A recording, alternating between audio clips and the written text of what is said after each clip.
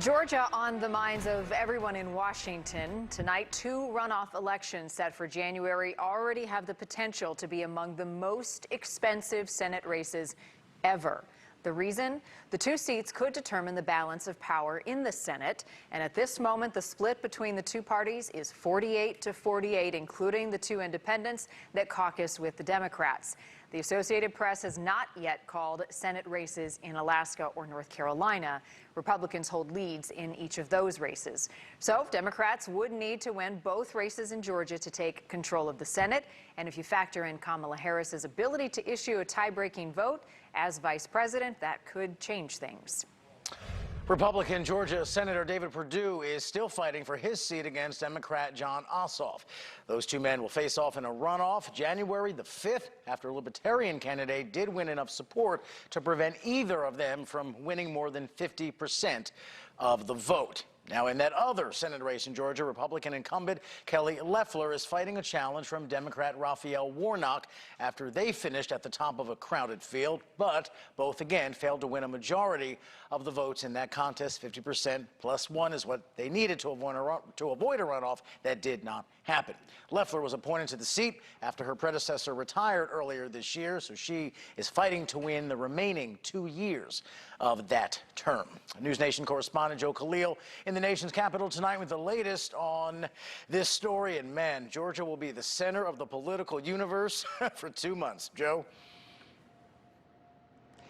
Yeah, it really will. And, you know, you think about all of the craziness that happened in Washington in 2020, right? We're going to be starting 2021 off now with something that we almost never see really in our history, two runoff races here in the same state that are going to decide who has the power in the Senate. And not only that, but these races are also going to dictate whether or not a Biden administration is going to be able to get its agenda through Congress. You know, it's usually a cliche when we say the stakes couldn't be higher, but it's really hard to imagine a situation where stakes would be higher than what we're seeing right now.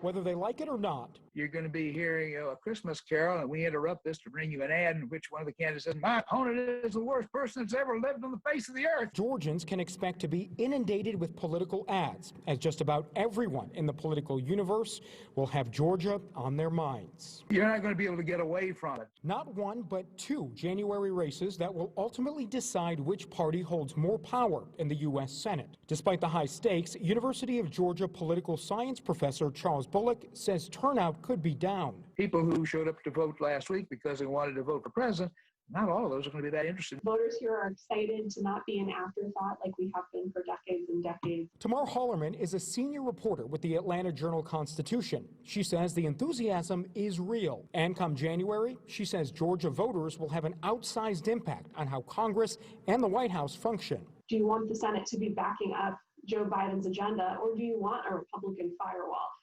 To be able to at least force the president-elect to negotiate on things. Hallerman says the state's demographics are changing, but in the modern era, Republicans dominate runoff races in Georgia. I don't think that we can bank on that this time because clearly Georgia is changing. Jessica Taylor with the Cook Political Report says on election night, voters preferred Joe Biden, but chose to put a check on him, favoring Republicans down the ballot. This is the argument that you're going to be hearing from Republicans ad nauseum, is that you don't want to give Democrats full control, and the only way to do that is to vote for Republicans in these Senate races. So, quick money note here. In the last election cycle, one candidate raised $57 million in a quarter, and that was a record. In these next couple of weeks, we've seen projections upwards of $200 million being poured in from all over the country into these Senate races. So, just to give you another idea of how important they are, and in terms of how rare something like this is, there are only 2 states where you need at least 50% or more for a runoff, and that's Louisiana and Georgia. Every other state, that threshold is either 40 or lower, or they don't have a threshold. So talk about all the stars aligning. This situation could only happen in one of 2 states, and guys, we're seeing it play out that way in Georgia. So as we said, expect a lot of money, a lot of airtime, and all of that between now and January for those races. Reporting live tonight in the Senate, Joe Khalil, NewsNation.